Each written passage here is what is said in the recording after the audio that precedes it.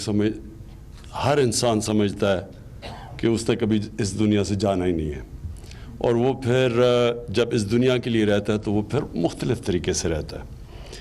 मैं सबसे पहले तो आपको मुबारक देता हूँ, सेक्रेटरी साहब आपको, इमरान ज़ेब आपको, डीजी साहब थे उनको मुबारक देता हूँ कि ये आपने जो अब शुरू किया काम, ये तो सिर्फ शुरुआत है, लेकिन ये इसलिए इम्पोर्टेंट थी कि शुरू करना बड़ा मुश्किल होता है। चीज़ें, इंसान बड़े बड़े प्रोजेक्ट्स लॉन्च करता है या बड़े बड़े ख्वाब होते हैं, वो शुरू ही नहीं होती। वो चाइनीज़ प्रोवर्ब है कि हज़ार मील का सफ़र करने से पहले एक पहला कदम लेना पड़ता है। तो ये जो फर्स्ट स्टेप है ये काफ़ी मुश्किल होता है। मैंने ज़िंदगी में जितनी भी मुश्किल चीज़ें की, मसलन कैंसर हॉस्पिटल बड़ा मुश्किल काम था, लेकिन 5 साल लगे पहला कदम उठाने में। 5 साल लगे। 5 साल में दुनिया में मिलता रहा, डॉक्टर से बातें की, अमेरिका भी गया कि कैसे कैंसर हॉस्पिटल बनेगा। तो वो जो जब तक वो ग्राउंड ब्रेकिंग नहीं हुई, 5 साल बड़े मुश्किल गुजरे, और हर चीज़ का जो पहला कदम होता है वो सबसे इम्पोर्टेंट होता है। तो ये हमें 1.5 साल लगा यहाँ पहुँचने में। उसकी वजह है कि हमारे पास पूरा स्ट्रक्चर बनाना पड़ा, नया हाउसिंग अथॉरिटी बनानी पड़ी, फिर उसको असेंबली से पास करना पड़ा। उससे पहले टास्क फोर्सेस बनी, कि सोचा कि ये कैसे, ये विज़न कि हमने इस मुल्क में 50 लाख घर बनाने हैं 5 साल में, इसको कैसे ग्राउंड पे लेके आना है। और सब जानते हैं, कोई भी जब एक हट के कोई प्रोग्राम होता है, जो ऑफ द ट्रॉडन पाथ, वो जो प्रोग्राम होता है, उसमें हमेशा स्केप्टिसिज्म होती है। असेंबली में हमने सुना कि जी किधर है चीज़, किधर है घर, किधर है नया पाकिस्तान, किधर है घर। तो ये जो आपने पहला जो मूव किया, और ये जो सारे ये जो, और बड़ा पीछे इसके मुझे पता है कि इसमें बड़ा काम गया है, बड़ा इसमें जो अभी डीजी साहब ने भी कहा कि इसमें बड़ी तैयारी करके यहाँ तक पहुँचे हैं, और इसके बाद आसान होता जाएगा काम, क्योंकि आपने जो ब्रेक थ्रू कर दिया है, एक लोगों को जो पाथ फाइंड कर दिया, लोगों को जब पता चल गया, अब आसान होगा हमारे लिए, क्योंकि गवर्नमेंट के पास तो कभी भी पैसा नहीं था ये घर बनाने की, ये 50 लाख घर बनाने में। ये तो हमेशा प्राइवेट सेक्टर ने बनाना था, गवर्नमेंट ने फैसिलिटेट करना था। तो वो जो सफ़र है वो शुरू हो गया। मैं ख़ास तौर पे खुश हूँ फोरक्लोजर लॉ जो कल जो हमारी हाई कोर्ट ने बड़ी देर के बाद, 1.25 साल हम इंतज़ार कर रहे थे, और आखिर में ये कानून हाई कोर्ट ने ये जजमेंट दे दी है। इससे एक बहुत बड़ा इनकलाब आने वाला है। और वो कैसा इनकलाब है? वो ये कि आप ये सोचें ना कि अमेरिका में, इंग्लैंड में 80% जो घर बनते हैं वो सारे फाइनेंस्ड होते हैं बैंक से, मॉर्गेज सिस्टम है उनका। और मलेशिया में 30% घर हैं, सारी जो घर बनते हैं वो फाइनेंस्ड होते हैं बैंकिंग से। हिंदुस्तान में भी 12% पे पहुंच गए हैं, लेकिन पाकिस्तान में सारी 2% है फाइनेंसिंग। और उसकी वजह ये थी कि ये बैंक्स पैसे नहीं देते थे, उनका ख्याल था कि वो रिट्रीव नहीं कर सकेंगे अपने पैसे। तो ये जो कल कानून पास किया गया है, इसका अभी आप देखते रहेंगे, इसका बहुत बड़ा इम्पैक्ट आएगा। मतलब कि अब फाइनेंसिंग अवेलेबल होगी। गवर्नमेंट के पास जो पैसा नहीं है, और ना ही कभी गवर्नमेंट इतने घर बना सकती है, ये अब प्राइवेट सेक्टर आएगा और फाइनेंस करेंगे पाकिस्तान के बैंक इनको। मुझे ये एहसास है कि अभी इंटरेस्ट रेट हमारा काफ़ी ऊंचा है, और उसकी वजह ये है कि हमारी माशी हालात थे, और जो इन्फ्लेशन थी, जो हमारी महंगाई थी, उसके लिए ज़रूरी था कि हम मॉनेटरी पॉलिसी अपनी इंटरेस्ट रेट हाई रखें। लेकिन अल्लाह का शुक्र है, सारी अब फिगर्स दिखा रही हैं कि महंगाई अब नीचे जा रही है, और इसकी वजह से इंशाल्लाह अब आप देखेंगे इंशाल्लाह कि इंटरेस्ट रेट भी नीचे आएंगे, तो ज़्यादा आसान हो जाएगा लोगों के लिए कर्ज़े लेके अपने घर फाइनेंस करने के लिए। اب اس کا جو اب ہمارا جو آگے سوچ ہے اس میں جو کنسٹرکشن انڈسٹری ہے جس کو اب ہم پوری کوشش کر رہے ہیں فیسیلیٹیٹ کرنے کی, اور بھی اس میں بڑی میٹنگز ہوئی مسلسل کنسٹرکشن انڈسٹری کے ساتھ کہ کیسے رکاوٹیں دور کریں, جو ورڈ ہے ایز آف ڈوئنگ بزنس, کیسے ان کے لیے آسانیاں پیدا کریں, اور وہ کر بھی رہے ہیں اور انشاءاللہ مسلسل آگے بھی کرتے جائیں گے. جو رکاوٹیں آئیں گی وہ ہم دور کریں گے, اور اسی کے لیے تو نیا پاکستان ہاؤسنگ اتھارٹی بنائی گئی تھی. اس کی امپورٹنس صرف یہ نہیں کہ لوگوں کو گھر ملیں, یہ تو ایک اس کا سب سے بڑی اہم چیز ہے کہ ہمارا تنخواہ دار طبقہ جس کے پاس کیش ہی نہیں ہے گھر بنانے کے لیے, خریدنے کے لیے, اس کے لیے یہ ایک ہم سسٹم لے کے آئیں, فائنانسنگ لے کے آئیں کہ وہ اپنے گھر بنا سکیں. جس طرح یہ فیڈرل امپلائیز ہیں, ان کے لیے کہ کبھی بھی اپنی تنخواہ میں گھر نہیں بنا سکتے, لیکن یہ فائنانسنگ ان کے لیے ہم اویلیبل کر سکتے ہیں. اور اس طرح کے پروجیکٹس میں سارے اپنے لیے کلاس 4 کا ورکر بھی اپنے لیے گھر بنا سکتا ہے. عام پولیس والا بھی اس کو اب امید ہو جائے گی کہ وہ اگر کام کرے گا اپنی دور میں وہ اس سسٹم کے ذریعے وہ بھی گھر بنا سکیں گے. تو اس کا فائدہ ایک تو یہ کہ جو تنخواہ دار طبقہ ہے وہ اب امید رکھے گا کہ وہ بھی ان کے بھی اپنا گھر ہو. یہ بڑی چیز ہے, اپنے سب کو یہ کانفیڈنس ہو کہ میں آخر میں میرے پاس ایک جگہ جانے کے لیے جو میرا گھر ہے. اور یہ مجھے افسوس ہے کہ غور کیا ہی نہیں اس چیز کے اوپر کہ عام لوگ, کیا پیسے والے لوگ, ہاؤسنگ سکیمز بنتی ہیں بڑی بڑی پیسے والی, لیکن عام جو نچلے طبقہ کے لوگ ہیں جن کے پاس پیسہ نہیں وہ کیا کرتے ہیں. اور اس لیے یہ جو ہمارا پروجیکٹ ہے اس کا مقصد ہی ان کے لیے گھر بنانا ہے. یہ جو اکوفت کا پروگرام ہے جو ہم نے ابھی ان کو انیشلی 5 ارب روپے کی فنڈنگ کی ہے, مقصد ہی یہ ہے کہ وہ جو بالکل سب سے نچلا طبقہ ہے ان کو بھی ہم ان کو فیسیلیٹیٹ کریں. جو کلاس 4 سے بھی نیچے طبقہ ہے اس کے لیے ہم نے, اور یہ بڑا اچھا, میں ڈاکٹر امجد کو ان کے جو NGO اکوفت ہے اس کو میں خاص طور پہ ان کو خراج تحسین پیش کرتا ہوں کہ یہ ان لوگوں کو فیسیلیٹیٹ کرتے ہیں جو کلاس 4 سے بھی نیچے ہیں. لیکن اس سے کیا ہوگا, پہلے تو ایک سر پہ چھت ان لوگوں کی ہوگی جو کہ اب تک ان کے لیے ممکن نہیں تھا. دوسرا, اور اس کے لیے میں صرف ایک وہ انسیڈنٹ بتانا چاہتا ہوں. میں نے اپنے جلسوں میں بھی اس کی, یہ جب ہوا تھا 2 سال پہلے یا 3 سال پہلے, کہ کوئی اقبال ایک ورکر تھا, فیڈرل امپلائی تھا, تو وہ بڑا ایک تکلیف تھے اس کا. میں نے وہ اکاؤنٹ پڑھا, جو اخباروں میں پڑھا کہ وہ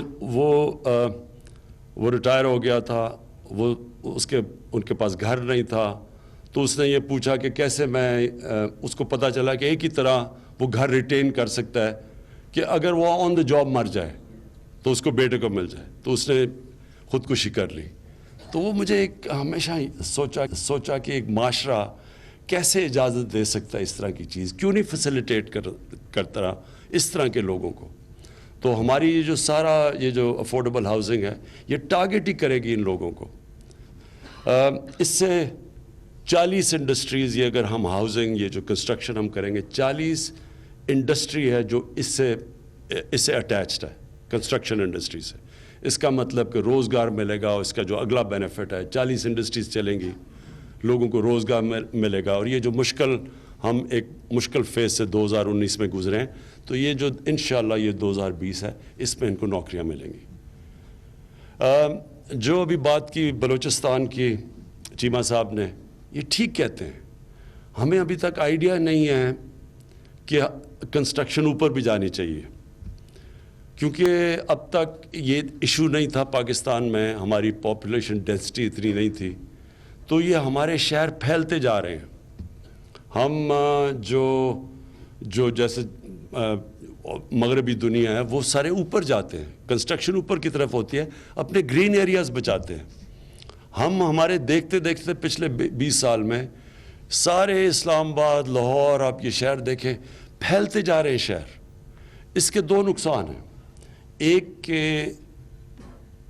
کے پولوشن اس سے بڑھ رہی ہے. اس سے آپ کیٹر ہی نہیں کر سکتے. اگر شہر آپ کا پھیلتا جائے, آپ ان کو سیوریج سسٹم نہیں دے سکتے, ان کو پانی امینٹیز جو ہیں وہ نہیں پرووائڈ کر سکتے, یا وہ بہت مہنگی ہو جاتی ہیں. لیکن دوسرا, ہمارا جو وہ علاقے جا رہے ہیں جدھر ہم نے اپنی آگے فوڈ سیکیورٹی کا ایشو ہے, اناج جدھر ہم نے اپنے لوگوں کو کھانے پینے کے لیے چیزیں, جو ایریبل لینڈ ہے وہ غائب ہوتا جا رہا ہے. آگے فوڈ سیکیورٹی کا بہت بڑا ایشو آنا ہے پاکستان کا. تو اس لیے ضرورت ہے کہ اب ہم اب کر کے رہے ہیں کہ شہروں کو ماسٹر پلان بنا رہے ہیں, تاکہ ماسٹر پلان بنے اور ان شہروں کے ارد گرد ایک گرین بیلٹ بنے, تاکہ یہ پھیلتے نہ جائیں. اور آخر میں جا کے دیکھیں گے, آپ اگر جہاز میں دیکھیں تو آپ گاؤں بھی دیکھ رہے ہیں وہ پھیلتے جا رہے ہیں ہر ایریاز میں. آپ لاہور کو دیکھیں وہ کدھر سے کدھر پہنچ گیا, کراچی دیکھیں وہ بالکل ایک کانکریٹ جنگل بن گیا, اسلام آباد دیکھتے دیکھتے مری تک پہنچ گیا. تو یہ ایک آگے جا کے اب سیریس ایک قوم ہم نے فیصلہ کیا, پلاننگ کریں گے کہ گرین ایریاز ان شہروں کے ارد گرد کریں, تاکہ یہ شہر پھیلے نہ اور یہ اوپر اب جائے. تو اس لیے ہم نے اب اوپر جانے کے لیے جو بھی ریسٹرکشنز تھی, NOC لینے پڑتے تھے, وہ ہم نے اب سب ایزی کر دیے ہیں. ہم نے آسان کر دیا کہ اب اوپر کنسٹرکشن جتنی بھی جائے تو لوگ جا سکتے ہیں. اس میں کچی آبادیاں ہیں, اب شہروں کے بیچ میں کچی آبادیاں ہیں, ویسے کے ویسے رہ رہے ہیں مشکل جگہ پہ, وہاں سیوریج کا کوئی سسٹم نہیں ہے, ویسٹ ڈسپوزل نہیں ہے. تو اس کے لیے ہم نے ابھی ایک تو لانچ کیا اپنا بلو ایریا کا پروجیکٹ اسلام آباد میں, 2 اور کر رہے ہیں, ایک انشاءاللہ کراچی میں کر رہے ہیں, ایک لاہور میں کر رہے ہیں. یہ میگا پروجیکٹس ہیں. اس پروجیکٹ کا بھی مقصد یہ ہے کہ ایک پورا بلو ایریا کے کمرشل, یہ ملٹی بلین روپیز کا پروجیکٹ ہے. لیکن اس کی جو آمدنی ہوگی ہم نے فیصلہ کیا ہے, اس آمدنی سے وہ جو کچی آبادیاں ہیں ادھر ہم کنسٹرکشن کریں گے. اس آمدنی سے وہاں کنسٹرکشن کریں گے, ان کے اوپر ورٹیکل فلیٹس دیں گے تاکہ وہ وہاں ادھر ہی رہ سکیں, ان کی ملکیت اپنی ہو. تو وہ سسٹم جو کہ اتنی دیر سے چلا آ رہا اور پھیلتی جا رہی ہے کچی آبادیاں, تاکہ ان کے لیے بھی ہاؤسنگ کریں جو کہ غریب ترین لوگ ہیں. میں آخر میں پھر سے آپ سب کو مبارک دیتا ہوں, منسٹر صاحب آپ کو, سیکرٹری صاحب, DG صاحب, آپ سب کو. اور میں یہ جو اب ہمارا جو چل پڑا ہے نیا یہ ہاؤسنگ کا پروجیکٹ, نیا پاکستان ہاؤسنگ پروجیکٹ, اس کا انشاءاللہ جو میں دیکھ رہا ہوں, یہ ہم وہ اب کوشش کرنے جا رہے ہیں جو بہت پہلے پاکستان میں ہونی. لوگوں کے لیے ہم اب یہ کیٹر کرے گا جو اب تک اپنے لیے گھر نہیں بنا سکتے. اور اس سے نہ تو صرف ایک جس طرح میں نے کہا کنسٹرکشن کی بوم ہوگی, اس سے کنسٹرکشن ہوگی, انڈسٹریز بنیں گی, روزگار ملے گا, خوشحالی آئے گی. لیکن سب سے بڑی بات یہ ہے کہ اللہ کی برکت آئے گی اس ملک پہ. حضرت علی کا قول ہے کہ کفر کا نظام چل جائے گا لیکن ظلم کا نظام نہیں چل سکتا. وہ نظام جس میں ناانصافی ہو, جس میں رحم نہ ہو, جس میں احساس نہ ہو, وہ نظام نہیں چلتا. کیونکہ وہاں جو لوگ مشکل میں ہوتے ہیں, جو غریب لوگ ہوتے ہیں, ان کی دعائیں نہیں ملتی اس سسٹم کو. میں نے جو دنیا دیکھی ہے اسکینڈینیویا میں خاص طور پہ گیا ہوں, جو میں نے وہاں دیکھا ہے, وہاں ایک انسانیت کا نظام ہے, ادھر کمپیشن ہے, ادھر دیکھتے ہیں کہ ایک عام آدمی کی بنیادی ضروریات پوری کرتی ہے ریاست, اللہ کی بھی برکت آتی ہے, وہاں خوشحالی ہے. ہم جب سے پاکستان بنا ہے ہم نے یہ ریئلائز نہیں کیا کہ اسٹیٹ کی ذمہ داری ہے کہ وہ جو لوگ, اور جو میں ورڈ یوز کرتا ہوں, زندگی کی ریس میں پیچھے رہ جاتے ہیں, یہ ہماری ذمہ داری ہوتی ہے ریاست کی کہ ہم ان کی مدد کریں. اور اس میں بنیادی ضرورت ہے لوگوں کی سر پہ چھت ہو. ہم نے ہمیشہ ہم دیکھتے تھے لاہور میں, جیسے ہی آؤ, پرانے زمانے میں جب آتے تھے وہ راوی کا برج کراس کرتے تھے اور داتا صاحب کے سامنے گزرتے تھے, پیومنٹس کے اوپر لوگ سوئے ہوئے ہیں رات کو, ساری بڑے ٹرک آ رہے ہیں, ان کا سارا گند بھی جا رہا ہے ان کے اوپر, اس کی ساری پولوشن بھی جا رہی ہے اور وہاں پر لوگ کبھی کسی نے نہیں سوچا کہ ان کے لیے بھی کچھ کرنا چاہیے. ہمارے یہ بھی پاکستانی ہیں, یہ بھی انسان ہیں. اور ایک میں نے فیصلہ کیا کہ میں نے ہمیشہ سوچا تھا کہ جب بھی مجھے موقع ملے تو میں ان کے لیے کچھ کروں گا, تو ایک اپنے پناہ گاہ بنائی ان کے لیے. آپ یقین کریں کہ خود ہی ایک بنائی, خود ہی پناہ گاہ بننی شروع ہو گئی. لوگ کہتے ہیں جو 7 پناہ گاہ بن چکے پاکستان میں, اور سارا جو وہاں کھانا پینا دیتے ہیں ان لوگوں کو جو آتے ہیں وہاں, وہ سب پاکستانی خود ہی لوگ آ رہے ہیں سامنے, ان کو کیٹر کرتے ہیں, والنٹیئرز ہیں. کھانا اسٹیٹ کا خرچہ بھی نہیں ہو رہا, لیکن اسٹیٹ کا نے صرف احساس دکھایا اور باقی خود ہی ایک سلسلہ چل پڑا. اسی طرح ہم نے فیصلہ, یہ میں نے اپنے کے پی میں جب ہماری گورنمنٹ تھی, ہم نے فیصلہ کیا کہ غریب گھرانے کے اندر اگر ایک بیماری ہو جاتی ہے کسی کو بھی, ان کا ویسے ہی اتنا ٹائٹ بجٹ ہوتا ہے, مشکل سے وہ اپنے بچوں کو کھانا پینا دے رہے ہوتے ہیں. ایک بیماری ہوتی ہے, سارا گھر چیزیں بیچ کے, اور خاص طور پہ اگر ایک ایسی بیماری ہو جس کا مہنگا علاج ہے, جس طرح کینسر ہے, تو وہ سارا گھر غربت کے نیچے چلا جاتا ہے. تو ہم نے تب فیصلہ کیا ہیلتھ کارڈ کا. ہم نے کے پی میں ایک غریب خاندانوں کو فیصلہ کیا کہ ہم ہیلتھ کارڈز دیں گے. آپ یہ سوچیں کہ اس سے اتنا میرے خیال میں اور بھی چیزیں تھیں, لیکن اصل میں پہلی دفعہ اگر ایک گورنمنٹ کو پختونخوا کے لوگوں نے دوسری دفعہ ووٹ دیا, بلکہ زیادہ ووٹ دیا جو کہ پی ٹی آئی کے گورنمنٹ کو, کہ پہلے کولیشن گورنمنٹ تھی اور 2/3 میجورٹی دی. میرے خیال میں اس پہ ایک بہت بڑی وجہ وہ ہیلتھ کارڈ تھا کہ عام آدمیوں نے, جن کی ایک عام خاندان کے اندر ایک کارڈ آیا, اس وقت کو 5.5 لاکھ روپیہ وہ تھا کہ وہ خاندان اس کو اپنے کہیں بھی جا کے علاج کروا سکتا تھا. اب ہم نے جو ہیلتھ کارڈ دیا 7,20,000 کا, یہ پختونخوا کی گورنمنٹ نے فیصلہ کیا کہ سارے غریب خاندانوں کو وہ پہنچا دیں گے اس باری.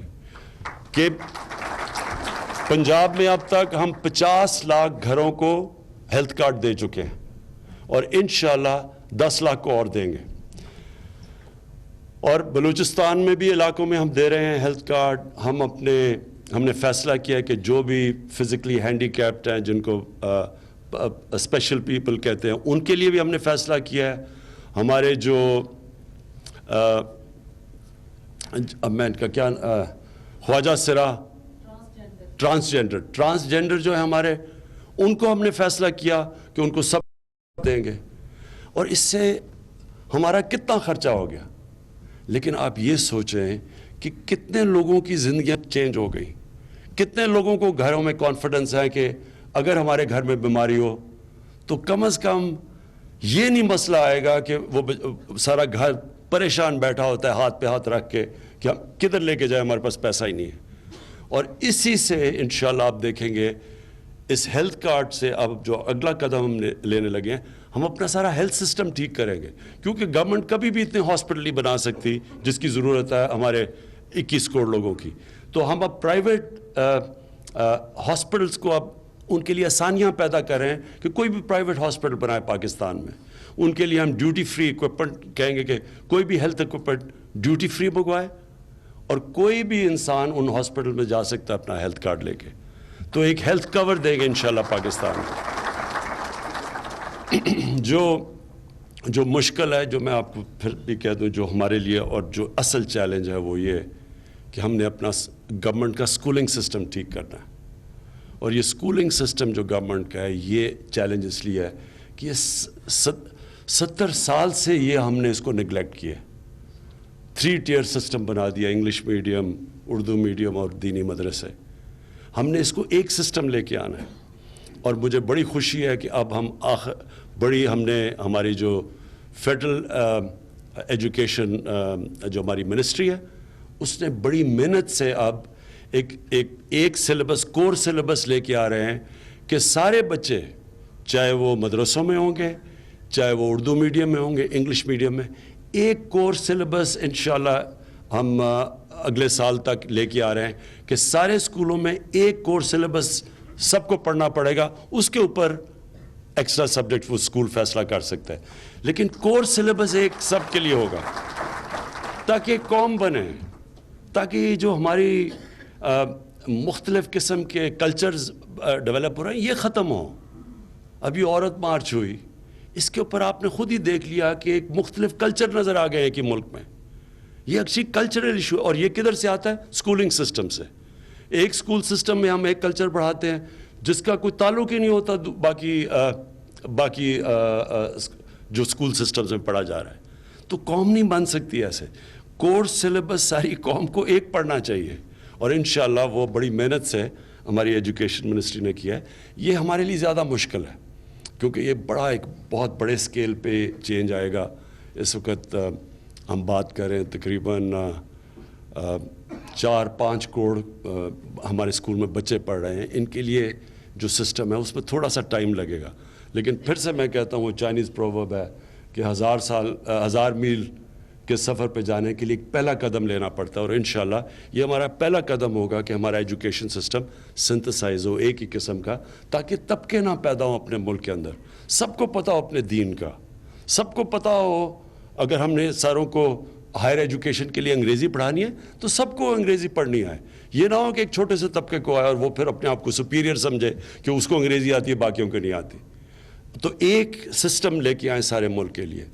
تو ہمارا جو ہے تعلیم، اس پہ زور، صحت پہ لوگوں کو، ہاؤزنگ کے اوپر، اور اس کے علاوہ جو وہ بھی بڑا چیلنج ہے کہ ایک عام آدمی اگر بیمار ہوتا ہے، ایک عام آدمی اگر عدالت میں جاتا ہے تو حکومت اس کے لیے وکیل کر کے دے.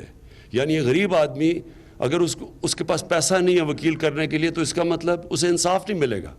اس کے لیے ہم نے ایک نیا قانون لے کے آئے ہیں لیگل ایڈ کا، کہ انشاءاللہ اب گورنمنٹ پوری زور لگائے گی کہ ایک عام آدمی کو جس کے پاس پیسہ نہیں ہے اس کو انصاف دینے کے لیے انشاءاللہ ہم اب وکیل کر کے دیں گے.